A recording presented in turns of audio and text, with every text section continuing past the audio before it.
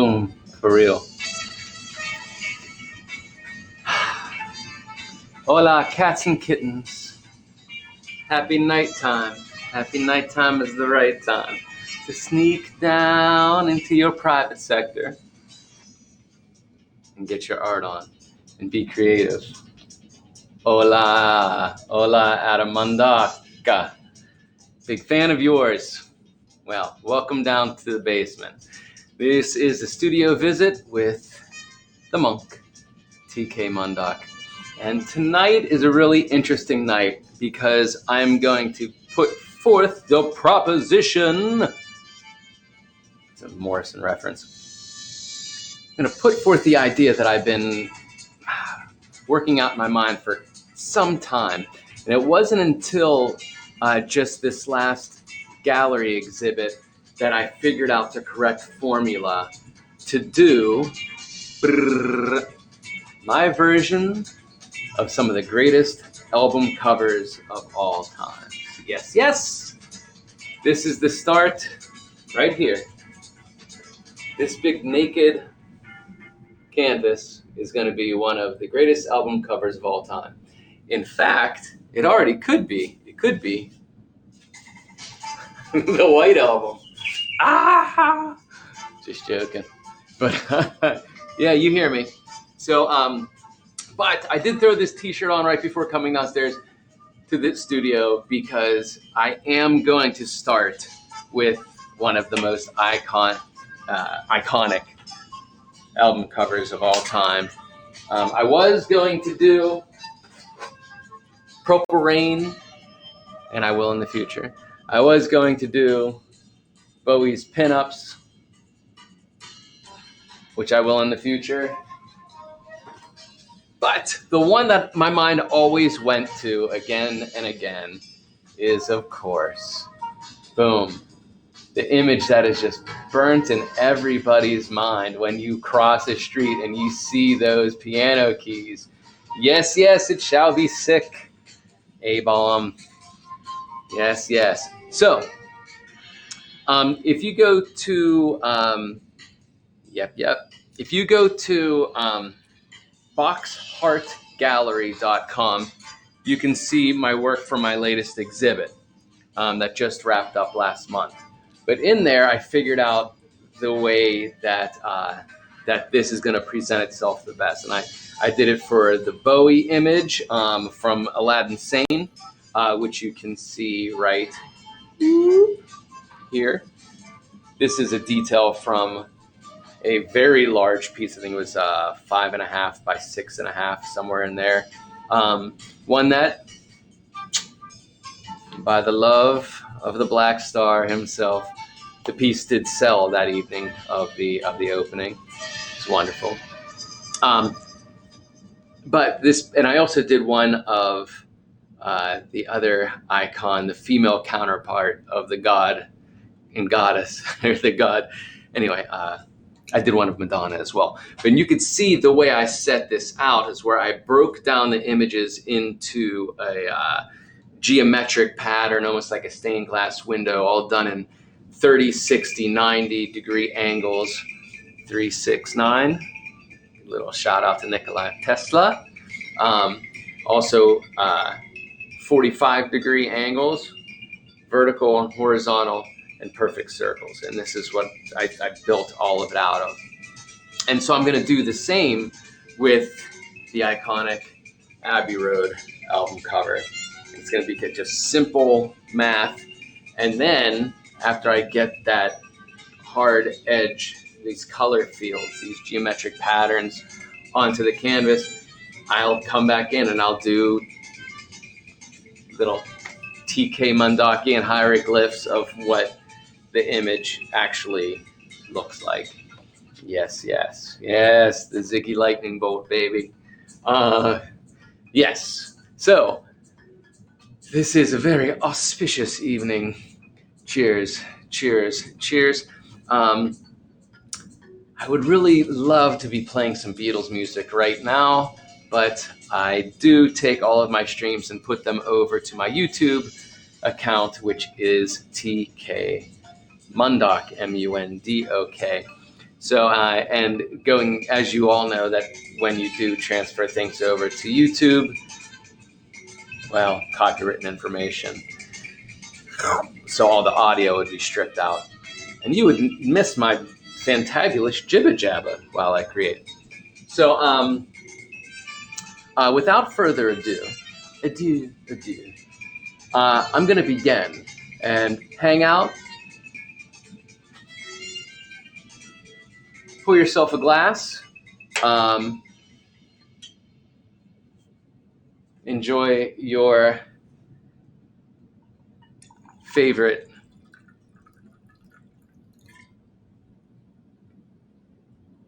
things that you ingest and imbibe on.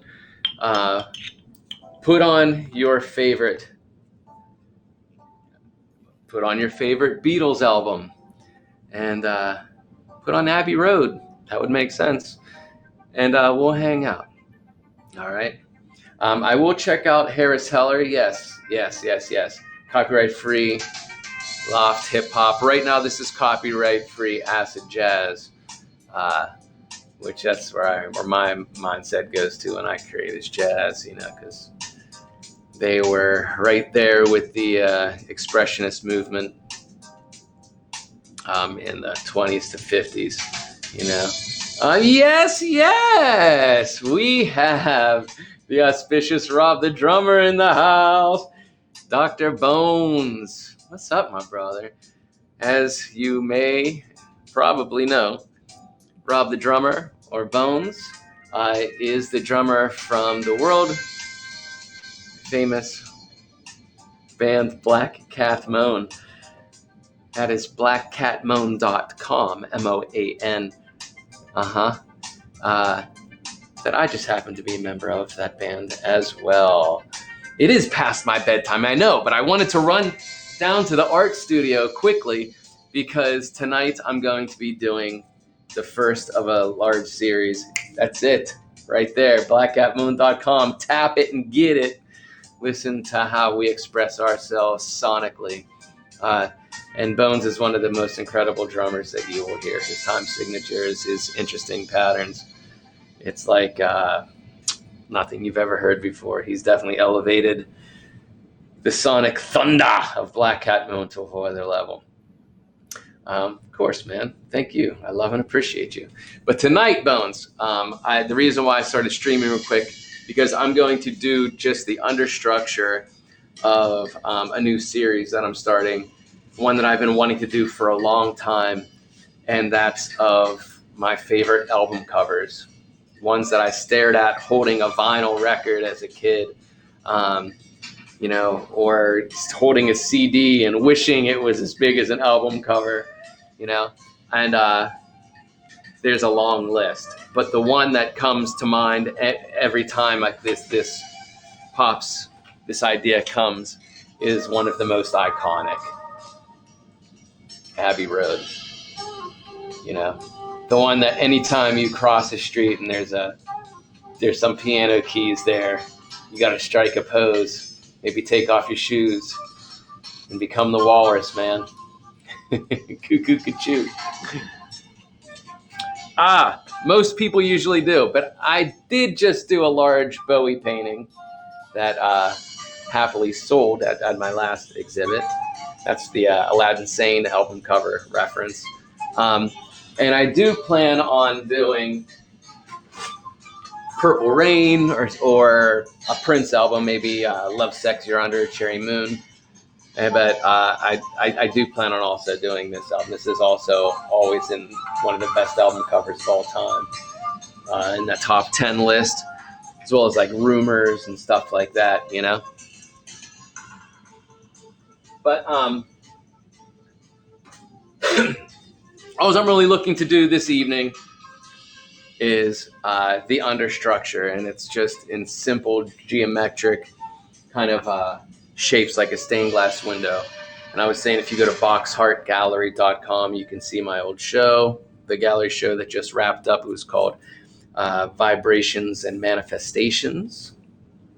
And but I do a color field in the background in solids-ish. breaking that image down into kind of like a sacred geometry kind of idea. Hey, it's me, Mrs. She's on her way home. She was at a rally tonight for the trans community, for trans rights. Hold on, I'm gonna let her know I'm streaming.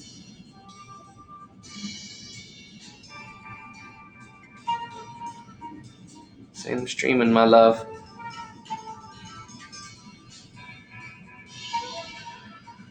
Drive safely. Love you. And I am proud of you.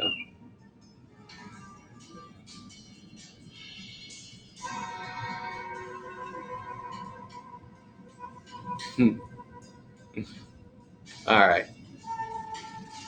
That's what happens when you go live, baby. Doing asymmetrical vibration. You know that's how I live. Asymmetrically, vibratorily. The thing is what I've noticed is many of the album covers that I appreciate, they go to the Fibonacci sequence. So there is a symmetry about it. So you see here,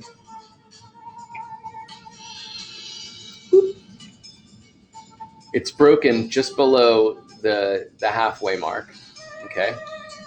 You see it has a vertical break right here.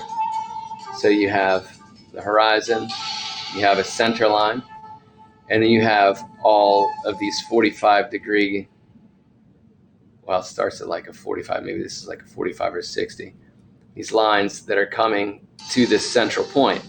And then it's mimicked here in this tree line as well. So all things are going to this focal vanishing point, you know. And then you have, you know, the 4 pillars here, which is a Masonic reference as well. But you see how it breaks up into like all the directions. See that? So it's pretty symmetrical, actually. So I'm going to do it that way and simplify it, and then I'll come in with my line work and do all my TK-isms. You dig? Can you dig it? I knew you could. If you can dig it, give me a yaz. All right. I wish I could be playing deep.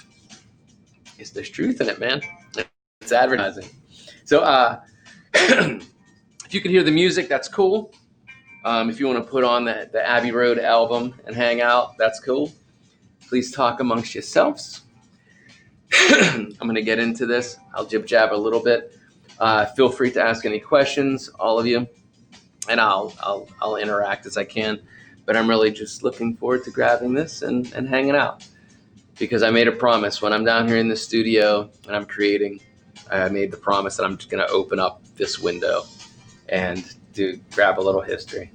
Cool. Grab some Z's, and looking forward to playing on Sunday. Thank you so much. For those of you that don't know, please go to blackcatmoan.com, as you can see in the feed, and you can see where we're going to be playing. We're actually going to be playing at the Mission Inn, which is a new location that just opened up in Western Pennsylvania, in Johnstown, downtown Johnstown, Pennsylvania. It's a new place that opened up.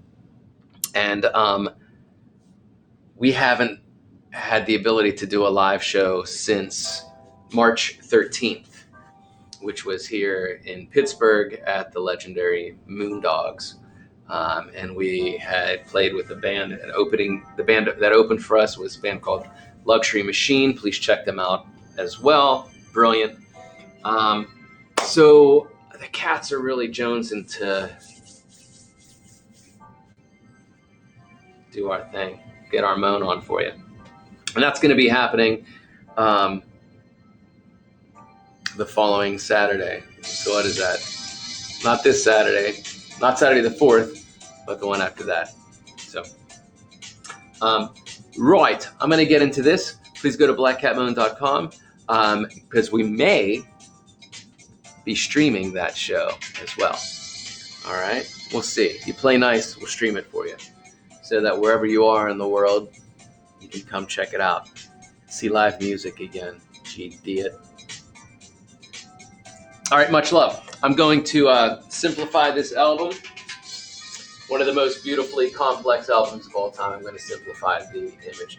This is the first of the TK album cover series.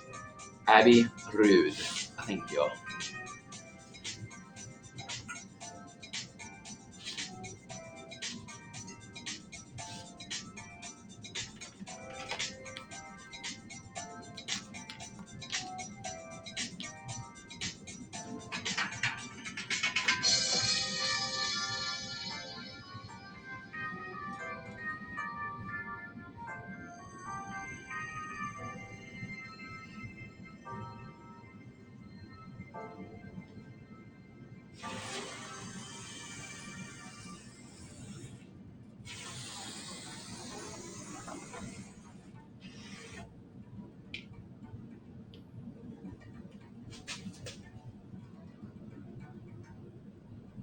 Night, Bones.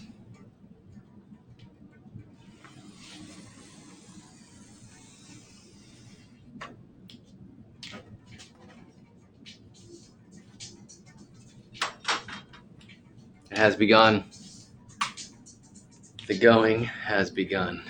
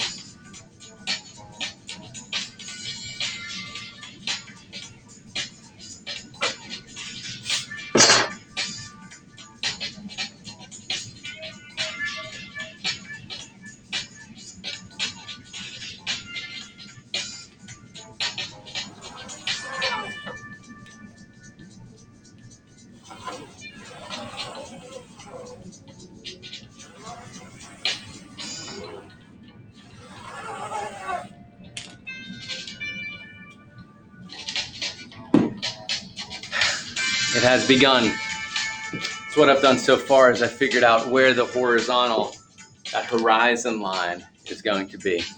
And it pretty much occurs right at the center of the painting, where all eyes connect and merge. It kind of does this little swoopy thing a bit, right?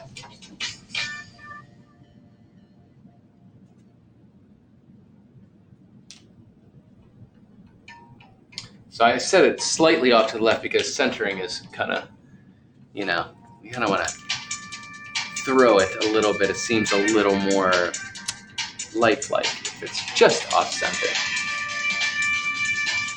That's robotic. Less robotic.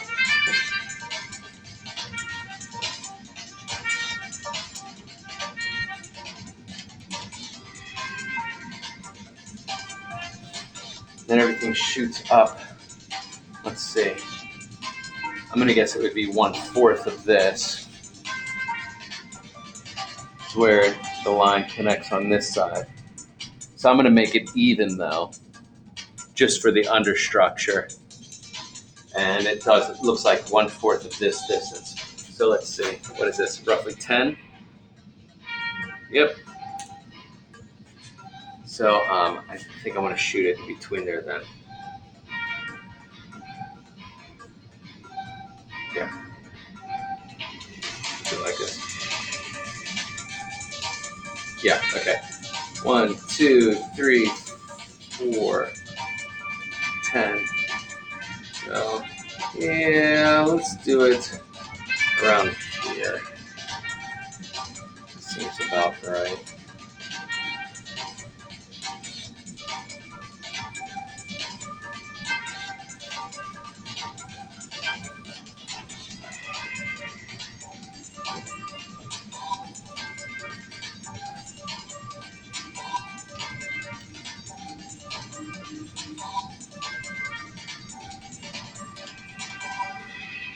That actually would be nice.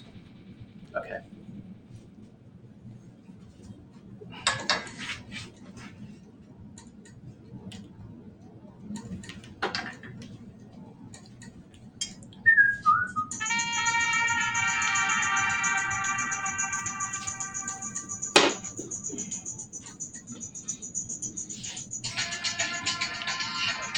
Again, whenever you are in the world, thank you for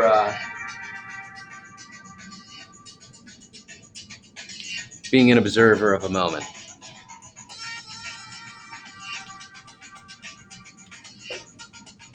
That's all life is. A series of observing moments. And what is the lesson? What is the takeaway?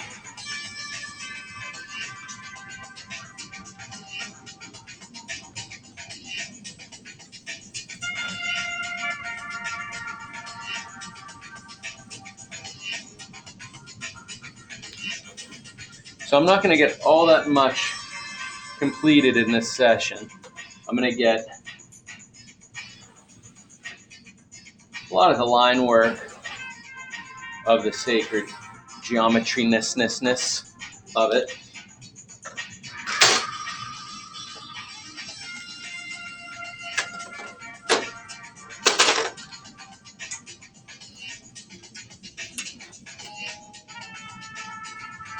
And I might Jones to put a little color on. So I might set that blue. I don't know, I kind of like that blue. I think my T-square is out of whack jab.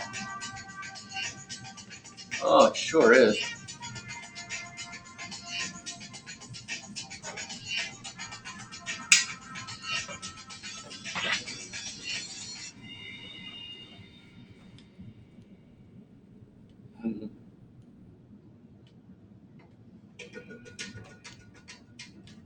Makes it even more interesting.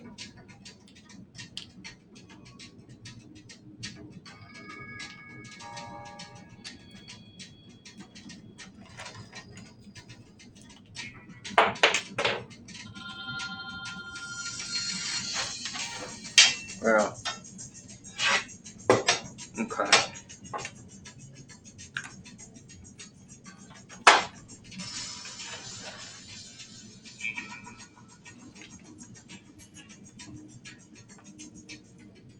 Yeah.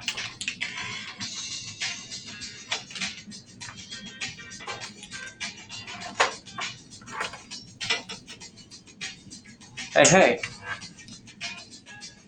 So thanks, man. Honestly, this is from Adam MUNDOK. Cool watching you work. Honestly, I've known you your whole life. True, I never watched you do a painting. Really? Interesting. Well, I guess that makes sense. Not a lot of people have.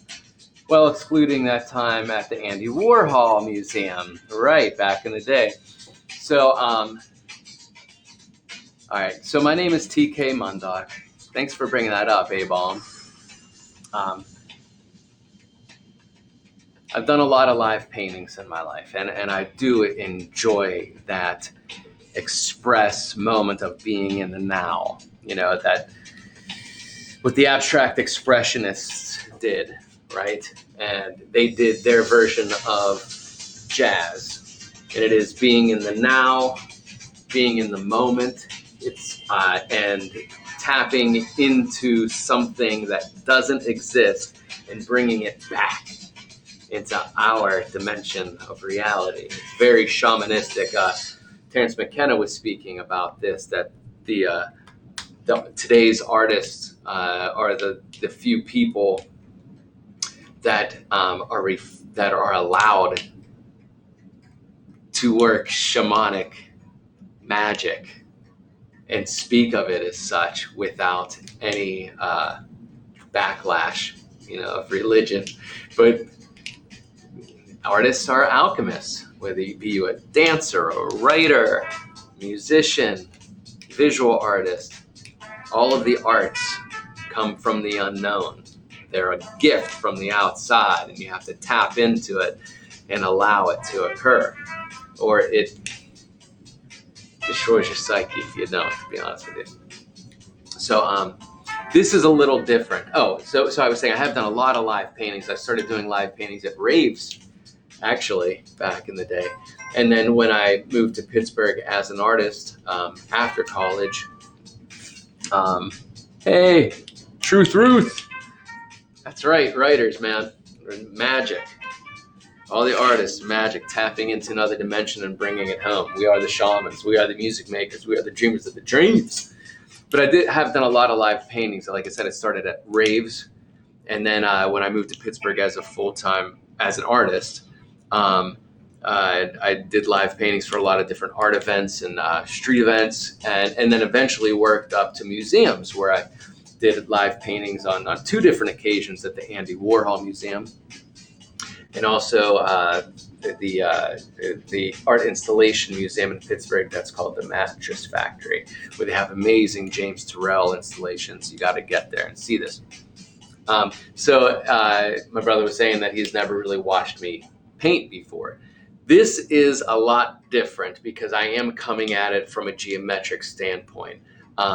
When you don't have a lot of time to create in your life, to devote like an hour to 4-hour clip on just being and expressing, you learn how to chop it into really fun bits. And that's something I learned in working in the film industry, is that layers, you can chop up a job into like, several different movements, and then distribute it among different scenic artists, and everybody has like their little bit of fun to the end result.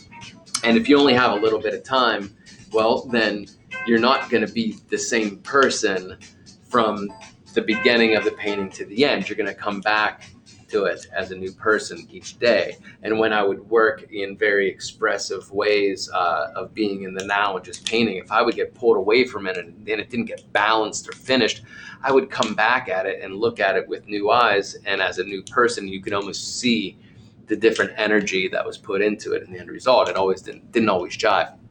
So I figured out this pattern, this process, that I implemented at my last gallery show in a couple pieces, and it's a lot of fun. The piece that's right here, actually, this Aladdin Sane painting, which is another album cover reference, but it's one of David Bowie. It's David Bowie in the Higher Self. It was a very large piece, 5.5 feet by 6.5 feet, which I'm honored enough to have it sold that evening. I also did one of Madonna, I did these, iconic music figures because my life is merged with music and not just visual arts in the past decade. My name has become synonymous with both, and so has my chi. So I've been bringing this into my fine art world for the first time. This is really the first time that I've been doing that since studying commercial art in college. One of my colleges. Point being, this isn't the most fun to watch, but it is an interesting aspect of how do things get done. And right now, I'm studying album covers and the sacred geometry of them and why they work and why they endure through the ages. You dig? And so I'm starting with Abbey Road.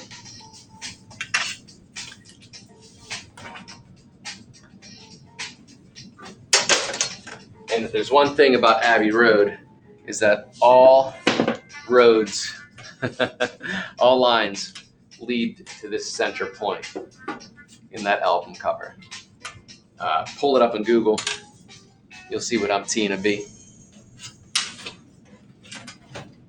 So I'm playing off of that. I'm doing, I'm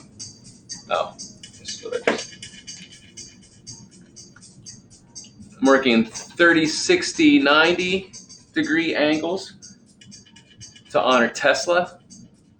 And I'm working in 45 degree angles. And then horizontal, vertical, and center. Circles.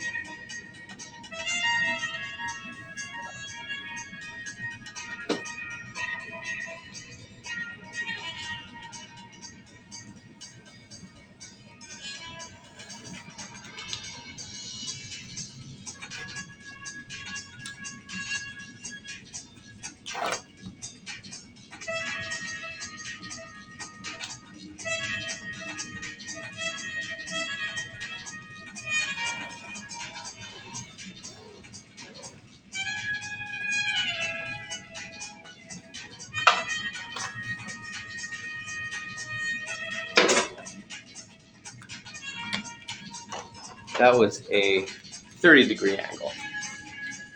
For those of you keeping score, that was a 30 degree angle. Check the chart. 30 degree angle.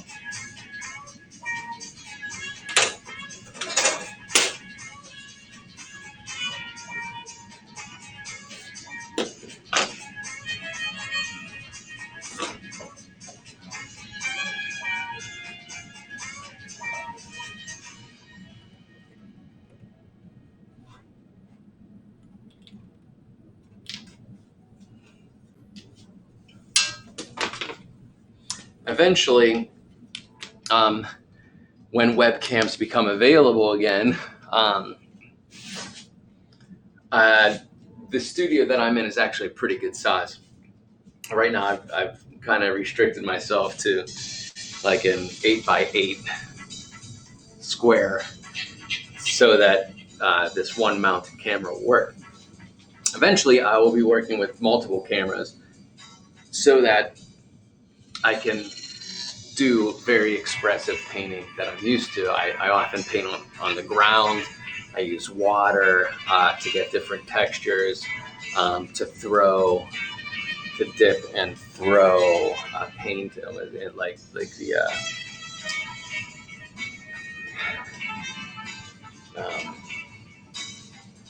Japanese calligraphy. So I'll get to that, and it'll become very expressive and action painting. And at that point, it really is just going to be about watching, and I'm going to stay in the trance and do it. And that's what I'm looking forward to, because I've come to realize that Twitch does not have abstract artists opening up their studio. They have mainly illustrators, and which this can fall into the realm of illustrations. It has fan art, which this also can fall into the realm of fan art.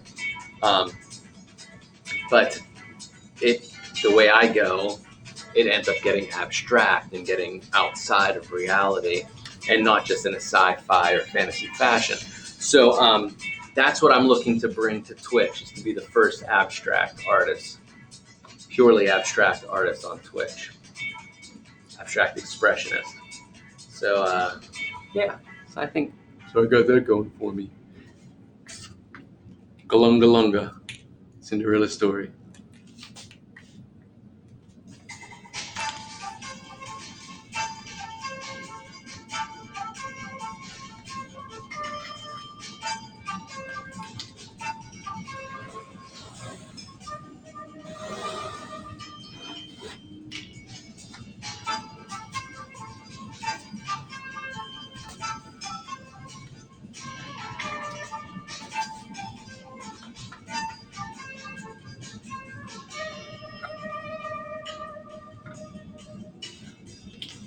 So you see that I'm extending my line around. I'm wrapping it around the canvas. This is it's like 1.5 inch deep gallery wrap canvas, which is referred to as a gallery wrap. And what that means is there's no side staples. The canvas that I'm working on today is 36 inches by 36 square. I want to go bigger, and I normally would go bigger for this challenge of album cover, but it seems to be the one that fits in this format right now. So I'm doing this for you. And it's a good challenge, but it keeps us tight and together, and that's nice. I think it's nice. Yes. So I do wrap the image around the side. In the past, I did not, and many contemporary painters that I've painted with have asked me or wanted me to, like LBM, another great artist here in the Pittsburgh area, and even Rebecca McCain often said, why don't you really should wrap your image around the side, paint the sides. But in my naivete, when you go to a museum and you look at the expressionists, they didn't give a fuck about the sides. They let gravity do its thing, and they showed you that it was just humans did it in all of its fury and every air. To say, human error or whatnot. The human touch was there through the whole thing. And when you go to a museum, that touched me very much as an artist, because it was the first time seeing a Picasso or a de Kooning where you saw them as human and not just a textbook photograph. You saw the drips going around the side and the smudges, and it's like, oh my God, is that a fingerprint? And that touched me. And so I spent 20 years longer doing that, until recently. And it was a couple years back, I had a meeting with the owners of the gallery that represents me here in Pittsburgh. And I had just done work creating paintings for Mindhunter, which is a television series on Netflix original. And I was hired to do the artwork for the Omni lobby. And it re-sparked everything in me to paint again in a fashion that just reminded me why I do it. And that happens. You forget sometimes. It's ridiculous. Some people, we go numb and we forget. We have amnesia about the things that bring us the most bliss in our lives. For some reason, we're human. It's crazy. But the owners of the gallery said, Josh and Nicole, the one thing they said to me is, in today's market, today's day and age, people have access to everything via the internet. And they want it to come ready to not assemble, ready to hang, ready to run. You know what I mean? They want something and they go with it. And especially art. Fine art is a luxury item. You know, you can't eat it per se, unless you're in the culinary arts, of course. But it's a luxury. It's a mood enhancer. That's what it's there for. And so to invest in an original mood enhancer, some people got it and some people do it on a whim. And you have to allow them to act on their emotion when they're drawn to it, just to say, yes, I want it now, and I want to walk home and hang it on my wall and just revel in the energy that I felt when I first laid eyes on this. I want to feel that every day of my life. I would rather have that feeling than the feeling of having money in my wallet. Is that interesting? That, when people buy my paintings, I turn to my wife and I say, man, do you realize they would rather have my painting than money? What an honor, especially in America where dollar, dollar, dollar is king. You know what I mean? They would rather have my artwork than money. And that's very humbling when you look at it that way. Right. So that said, take away, this is for all artists out there. This is a bit of wisdom given to me from gallery owners. Take away any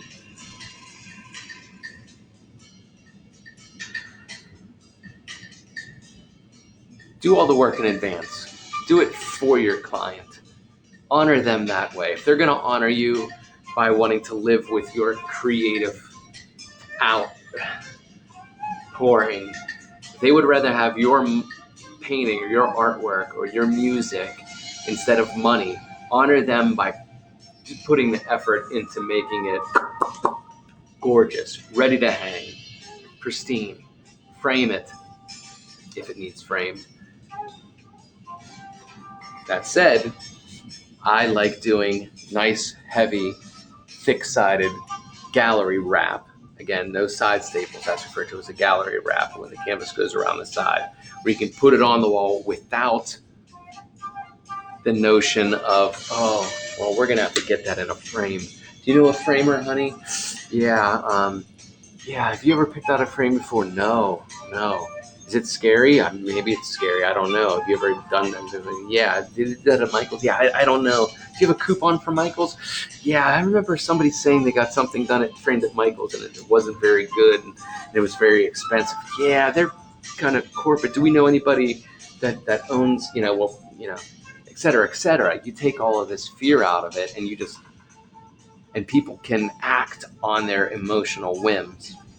And it was a great piece of advice, because that tiny little piece of advice and that little extra 10% that it takes me to complete a piece has monetarily come back tenfold. Great bit of information there. So part of that is don't have ugly sides. And then the idea was, well, I'll paint the sides solid. But that started throwing off the balance of the piece in my eyes. You know what I mean? It now became a part of it, because people, very rarely do you get to sit directly in front of the painting and stare at it, unless that's your intent. When it's on your wall, you end up sitting in some kind of jaunty angle. So what I've been doing is, to make it fun for me as well, is to trick the eye that this angle continues around. that almost the painting was created and then stretched afterwards, which I don't recommend doing. Like doing a large painting and then having it stretched so it wraps around. Um, and unless you have the ability to get the painting back to your studio to work on again, because it's going to throw all of your balance off. You end up losing a hefty portion of great art on the front plane surface, and it just throws the balance of the piece off. It's just cropped, and So I learned that the hard way many times. So now I do it myself, and I take on the Trompe l'oeil effect, trick the eye.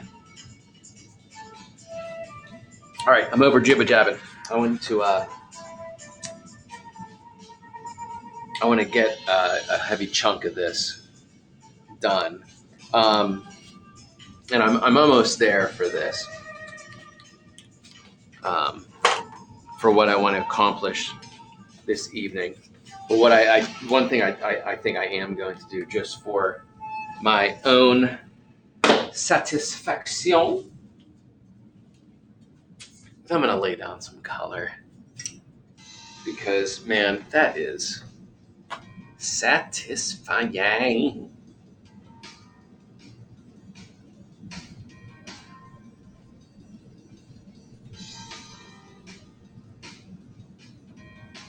What do I want to do that? Nope, I don't. I'm going to do this.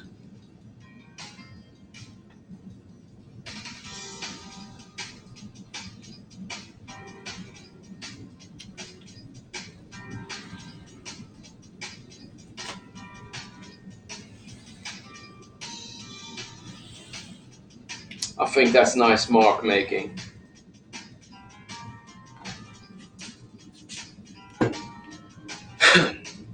Yeah, there's some power to that.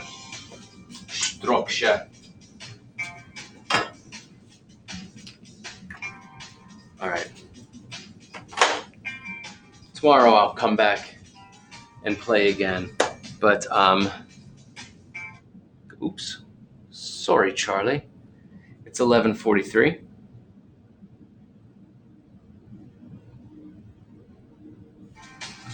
Here on the east side of the United States. I'm currently living and have an art studio in Pittsburgh, Pennsylvania. Oh, BB, thank you, man. Dude, doing great work here. Loving the stream. I'm going to need to bail and grab some food, but loving it. Yeah, man. Greatly love and appreciate you and all that you've done for me my entire life. You actually gave me the ability to have my first home studio, BB. Yeah. Thanks, man. It was in the basement of BB Rumble's house. Oop. That I actually created my style, the one that I've become known for. It was losing myself in a very safe place, one that I grew up in, that I was able to find and grab something from another dimension that didn't exist. And I remember every morning going to the solarium with a W magazine and tracing with a magic marker or a paint marker, enamel paint marker, around shadow planes of this large format fashion magazine. And that's really where Mundokian line work came from, man. It was birthed thanks to what your family did for me. Thanks, BB. Go ingest some yummies. I'm wrapping up here too. I'm just gonna lay down a blue color field at the top just to satisfy that itch. But I will be hanging out with BB Rumble. Yeah, I'll see you tomorrow. Thanks, man. Yeah, I'll be hanging out tomorrow night at Big Room Ent. That's short for entertainment, you understand, not those tree thingies running around. Um, just about every Wednesday night between 9 and 10 p.m. kickoff time, and then to question mark hour, that is East Coast Standard Time. Adam MUNDOK of Ohm Theory, BB Rumble of BB Rumble Gambling, and I, the monk, Tiki Monkey, get together and jibber jab about the topics that change your life after hearing them, because they're important to us. And people from all over the world come and jibber jabber with us. Like the Rev. The Rev will be stopping in hopefully again, and eventually he'll be we'll be working in guest speakers from around the world also. So yeah, thanks for being with me in my studio whenever I have the itch that I need scratched. Eventually I'll have set hours for this, but every Wednesday find me in the big room Ent, jibber jabbing, drinking, and laughing our bubble butts off. Right. That said, this album holds one of the most gorgeous blue flat skies. And I'm just going to lay that field in just to feel a little paint on canvas, so that when I return with fresh eyes, I can see it and it'll inspire me. And this is another good piece of advice to artists. When you leave your passion, your creative outlet, try and leave it in a welcoming manner, that when you do have the ability to return to it, it can inspire you to jump right in with the artist that you are that day.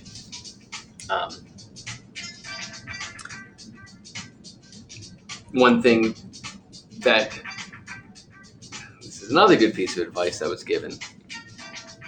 Anytime you look away from your work, you have to train your mind to connect to your eyes, to look at it as if it's for the first time. And I've talked about this in my stream often. That way, you can see honestly what it feels like it needs, what marks need made in order to satisfy your soul and the soul that you're tapping into to share with this reality. Right. So that said, in order to set me up for a happy next painting session, I am going to lay in a color field of gorgeous sky blue. Mr. Blue Sky, here comes the sun, and I say it's alright. Golden Slumbers.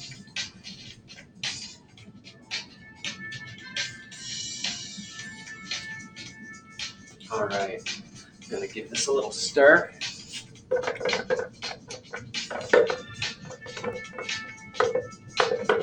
It's one of my favorite blues. I had it mixed for me. It looks like I'm gonna have to ask for a little more of that signature blue.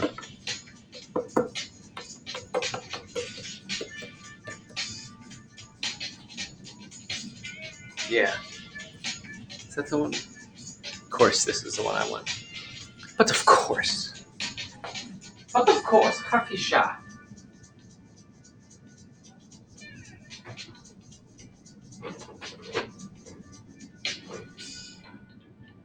What brush do I want to use? I'm gonna go. This is a little stiff and a little wiry, not very soft.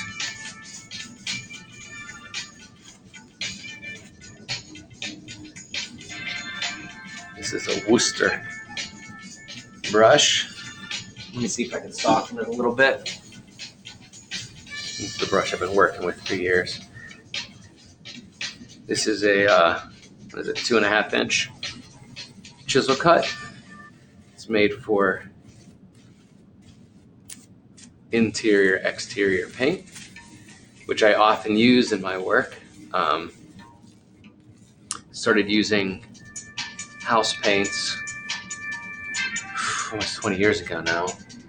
And the reason being was that it came in mass quantities. You can have your color mixed to your specification. It's designed to hold and hold its color and fight UV. But you can get it in mass quantities, you know?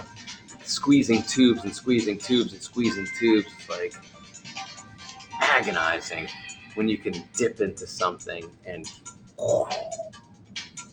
just paint, you know? Reckless abandon. All right, I hope I don't get any paint on this Beatles shirt because I do love it. And I wore it because I can't play Beatles music on my stream when I want to be listening to it so badly as I create it. But nevertheless, let me thank you for being here. I'm going to do a little toast. Here, a toast. This is a toast to the artists that have come and gone. We have the honor of feeling their thought process through generation after generation, because what they brought back from the unknown is timeless and makes them immortal and helps us realize that we are also immortal. We are pure energy, sharing our vibrational thought processes through dimensions and generations to come. Be the shaman, honor the shaman that came before you and brought the art into our lives so that we can feel emotions at their highest degree. It's the human condition. It's the God complex. To be the creator and the nurturer and the emotion bearer. So here's to all the emotion sharers, the artists, the creative class. Cheers. I appreciate you. And I look forward to your next creation.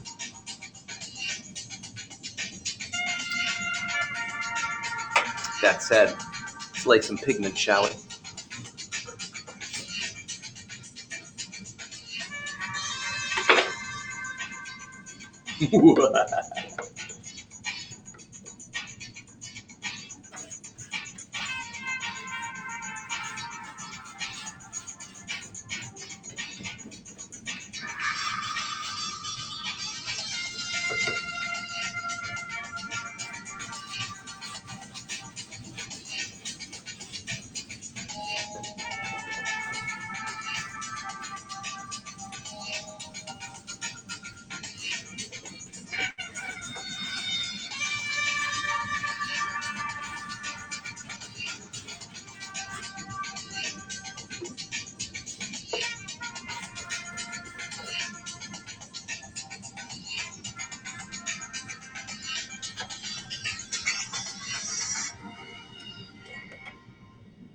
Save me phone. Lord knows I get enough paint on that thing.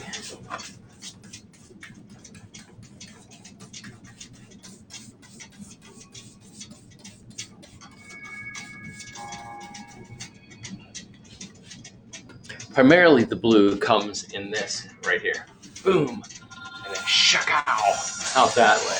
That is the blue sky of the Abbey Road album cover. And that's pretty much what's going to be left.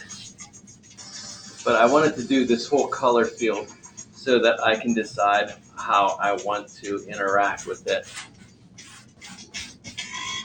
on my next adventure here in the studio.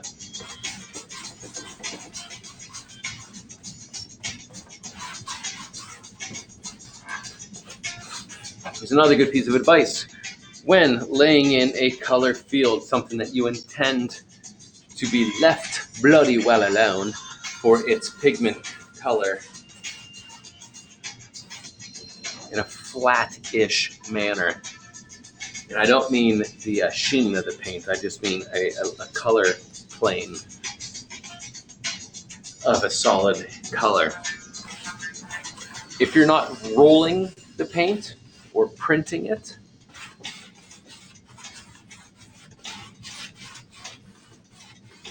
it's inevitable there will be brush strokes. It's because paint has texture, right? It's not watery unless you're using watercolors, obviously. So this paint's gonna have a little bit of texture. So when you're laying it in, you must be confident, because all those brush strokes are gonna come through, especially if your paint has a sheen to it. When I say sheen, I don't mean Marty or Charlie or anything like that. I just mean it has a reflective quality. Oil paints have a reflective quality, especially. You can't get matte or flat oils as well nowadays, thank goodness, technology. But nevertheless,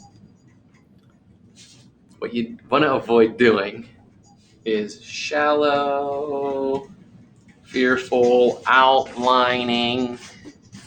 Man, just be one with it. Let it just flow. Do some cross hatching.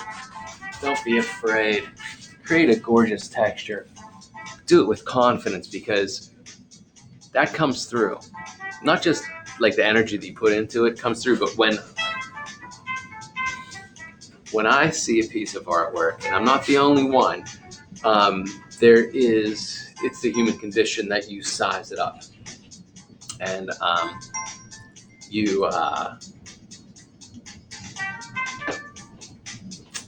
judge the artist's hand. And I hate to use the word judge, but it's something that the human condition is that you kind of see, well, what do I like about it? What don't I like about it? What is the integrity that was put into that image? And if the hand looks shaky or insincere or fearful, because that's what that comes across as.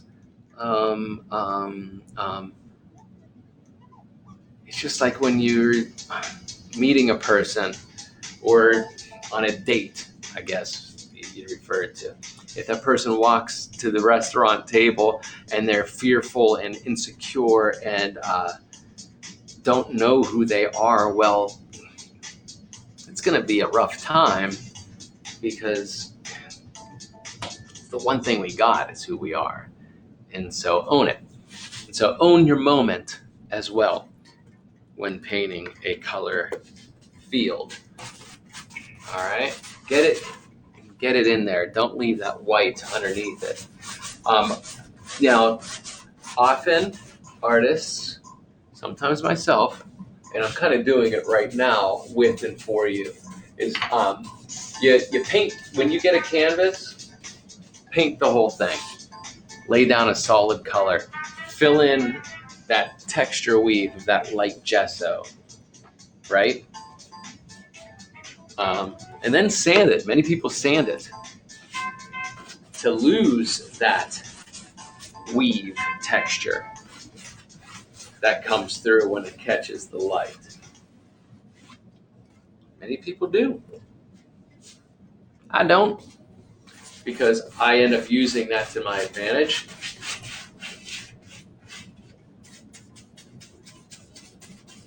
Because the weave of a canvas has this kind of Roy Lichtenstein ... grid, these Ben-Day dots. And you could use that to your advantage, where it almost looks like a print press if you use the texture of what you're painting on. It's all connected. So, how you gonna use it, baby?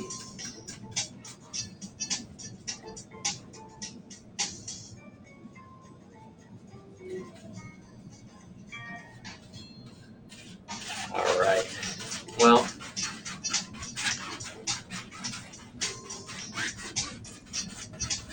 Bob Ross. You ever see Bob Ross? There's a reason why Bob Ross does this. See this pattern? That figure 8.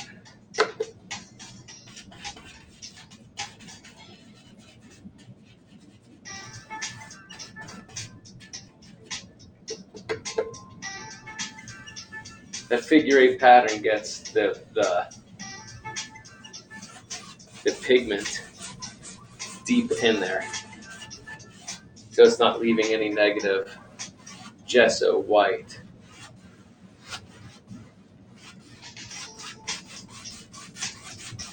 It really pushes it in the weave.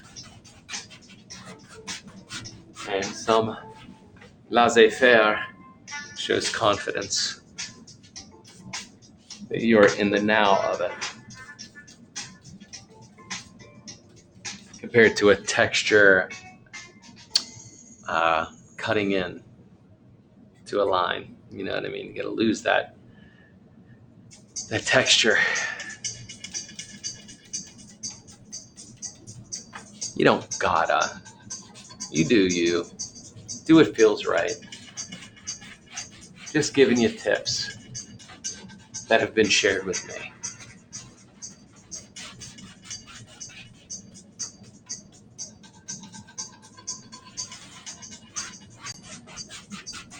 All right. Well, that feels good.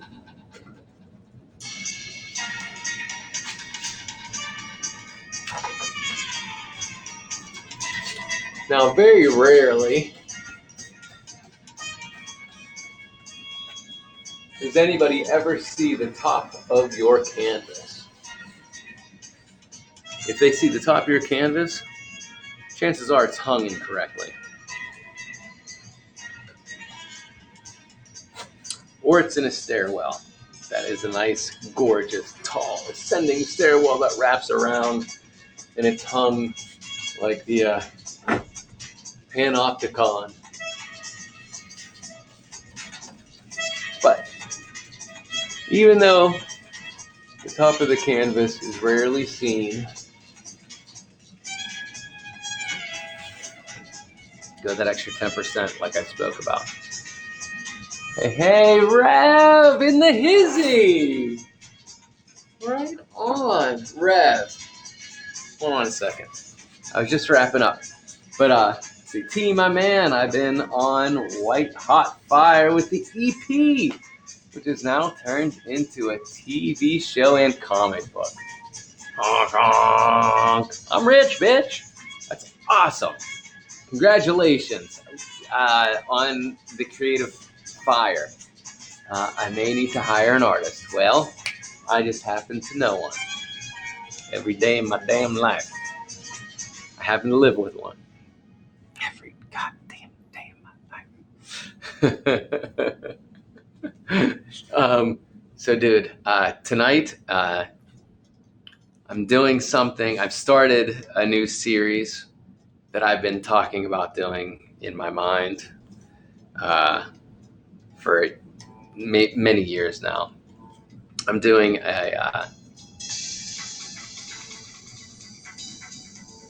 I'm going to the format of my childhood and some of the first art that I studied. I'll divulge more at another time. It's all in its infancy. Of course, understood, man. Show it as it grows. I understand that. You know what I mean? I completely understand that. But I have full faith in you. I do. I mean, you're Reverend Tom, baby. You can do anything. What I was saying is, yeah. Growing out a shower. Yeah. By showing, that's when the proof is in the pudding. Talking jibba jab, and well, I'm gonna do the do. do. So some of the first art that I ever studied as a kid was holding a record in your hands. Remember this, man? You just held that vinyl cover art and you just fell in love with it. You listened to the music and there was hidden images in the cover and it kind of spoke to you, and that's how you learned who Donovan was. And Bowie and Queen and everybody, but when I've been thinking quite some time about doing this in my way, um, and every time I thought about cover art, the most iconic image I could ever think of is the one that is mimicked a million times over. Every time you walk across a piano-lined street, you want to take your shoes off, right? And say, Paul is dead. All about the vinyl revival, baby. Indeed. So, yeah. So I'm honoring that. And this is the first one. What do you make of the idea Maka had died and was replaced? Oh, the idea funeral procession. Yeah. What do I think about that?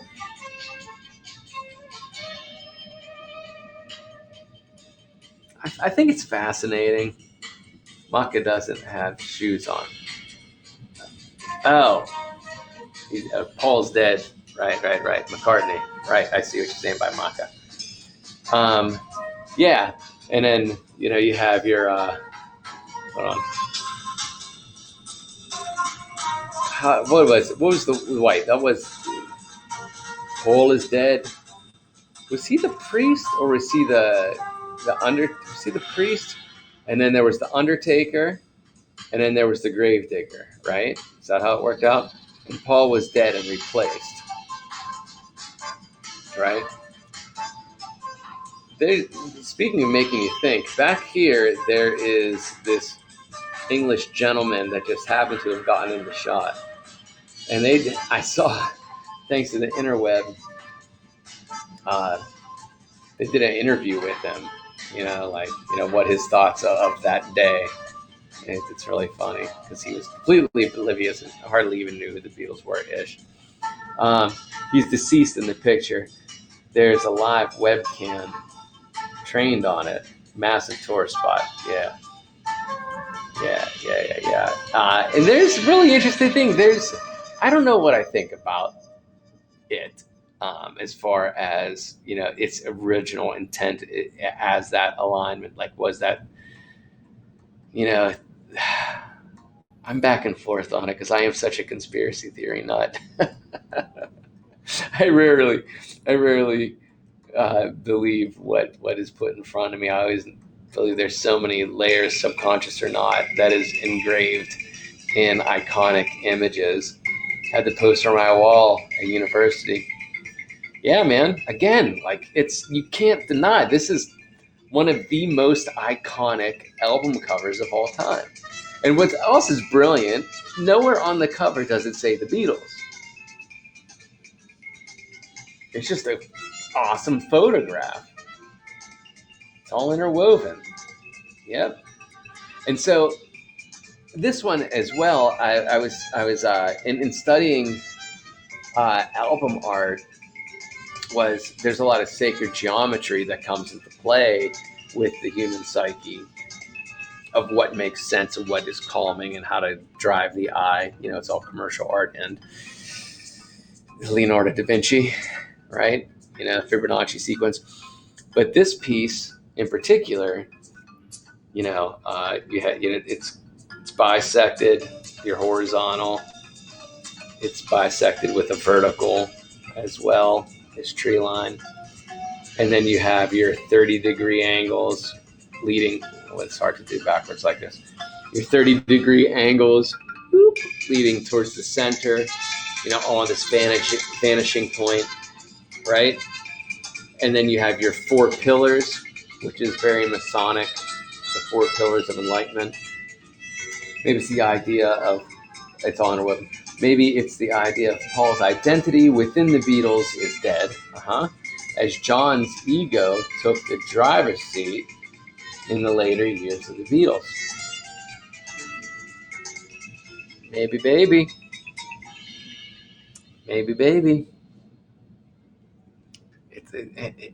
It's fascinating. I love the mystery of music. We grew up in an era where musicians were mysterious. You know what I mean? And it's today's age that all the musicians are showing you what they have for breakfast on a daily basis on Instagram. And, that's cool. You know, what's behind the veil. The artists are actually people, and it's their job to be these other characters. John hated Apple Records in the end. You've read Dakota Days. No, I haven't. What's Dakota Days? Enlighten me, baby. Or I just make a note and study it via the interwebs. But yeah, man, we grew up with Kiss and Queen and Paisley Park and Neverland. Where all the artists were personas. It's the mystery behind it. And they were no different. That man was not whiter than white. Sorry. Let me try back. Get on it. I will. Yeah, it's about John Lennon. Okay, cool. That man was not whiter than white. I'm not sure how you mean that. And John Lennon, man, he was depth. And, he had a lot of demons and a lot of confidence where he saw the shadow side of it. And he fought for the light because he was calling out the shadows. Follows him through his last years from a close friend of him and Yoko. Oh, that's probably awesome. Okay. The Dakota Days. Okay, cool. Yeah, I'll hip to it, baby. Thanks. There's something on Netflix now too. It was the first, what's it called? It was the first documentary that I've ever seen that doesn't bash Yoko. And it's about John and Yoko and how healthy she actually was for who he was, who he had become, and his subconscious mind, coming to the forefront with scream therapy, right? And all this. And it was honoring their love for each other and how healthy they were. I don't know the name of the documentary off the top of my head, but I highly recommend it.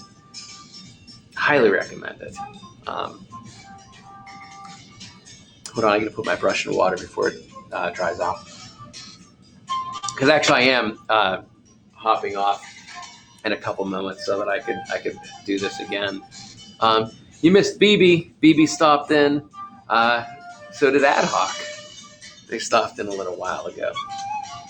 Hold on a second. I'm going to get this in water so that I can play with it again and again. Un momento, por favor.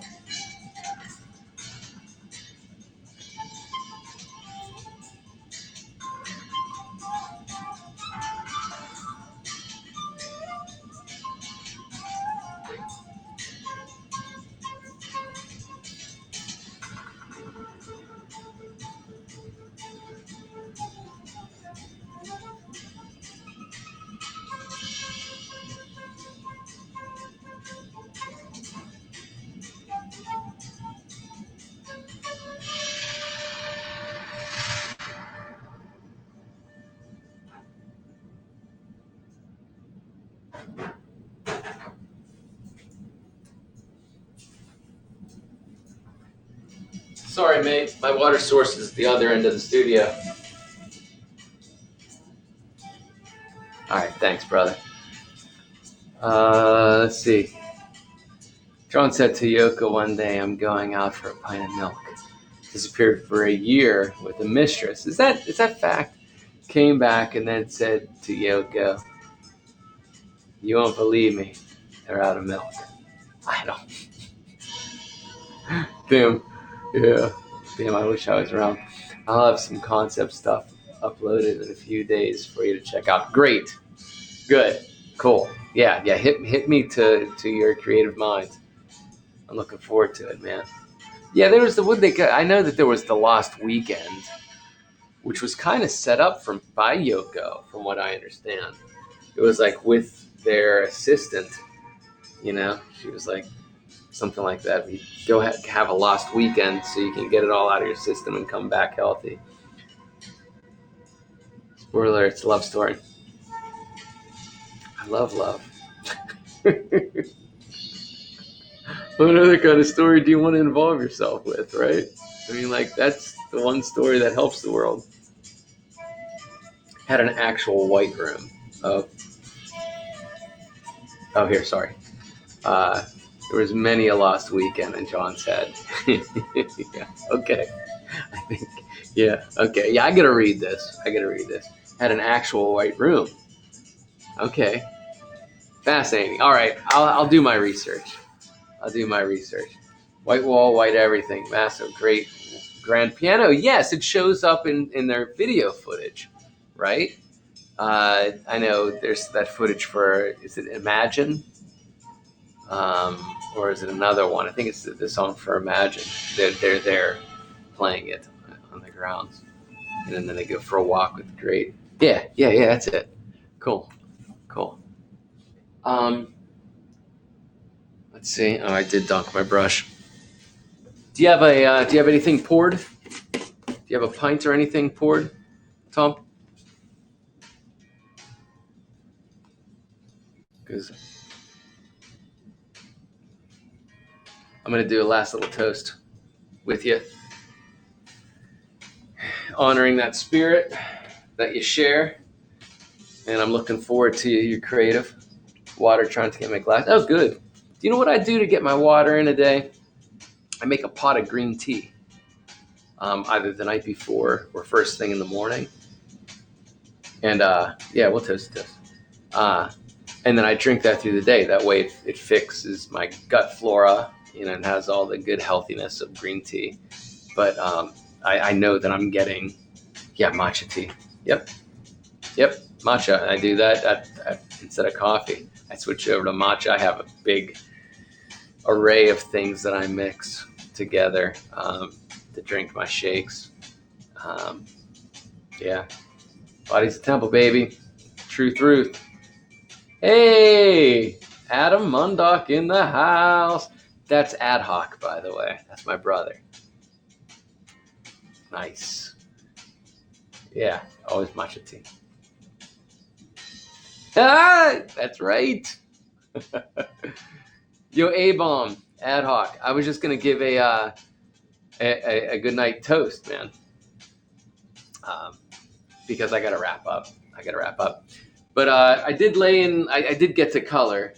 I wanted to lay a color field in, and it's all going to that central point. So I got a good setup. I was saying that, man, like when you leave the studio, whatever you're working on, yeah, good, awesome.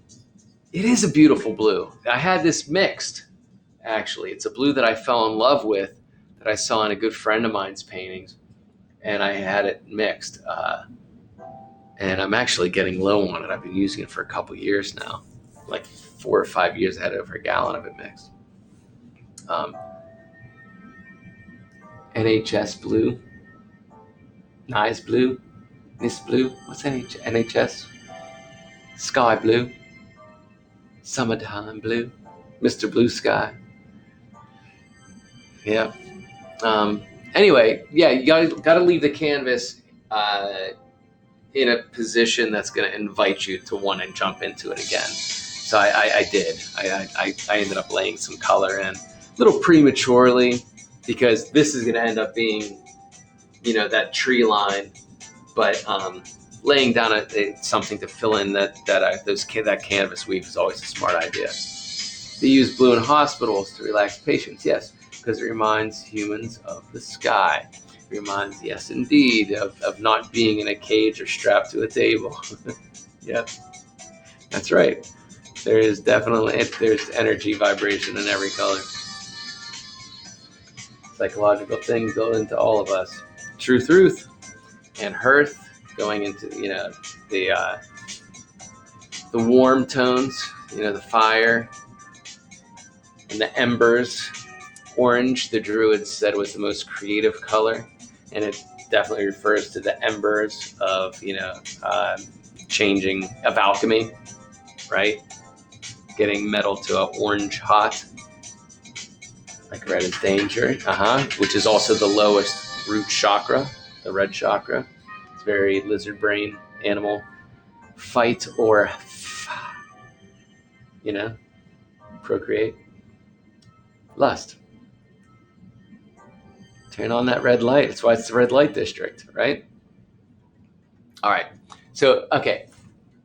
Awesome. Glad you're here, Rev. Always a pleasure. I'm glad you've been popping into BB, as well, and ad hoc. Dangerous women, stay away from me. So, cheers. Raise your agua, raise your wine, raise what you like, because it's all about sharing liquid. It's the essence of the planet, right? And then, when you go into church, what do? They bless or charge the water. Look up Dr. Morimoto. The water has memory. Anyway, so cheers. Here's to connecting thought to others' realities. How about that, huh? Thanks to electric technologies. All right, cheers. Cheers. Cheers. Much love, ad hoc. Yes, indeed. If we do in this life, it's all shared liquid. Hey, by the way, tomorrow evening, we'll be hanging out in the big room. Pop in, baby. Yes. One thing in this life. Do one thing. Cheers, Rev. Cheers, my brother A-Bomb. Proust. Sure thing. All right, guys, let's hang out tomorrow night. It's either 9 or 10 p.m. Eastern Standard Time. What is that? What time is that for you, Rev? It's always come to 3 a.m., 4 a.m., right? Something like that. Well, ain't no time like the now time, baby. All right. Much love. Cheers. This is TK Mundok, the monk TK Mundok, formerly known as Tiki Monkey,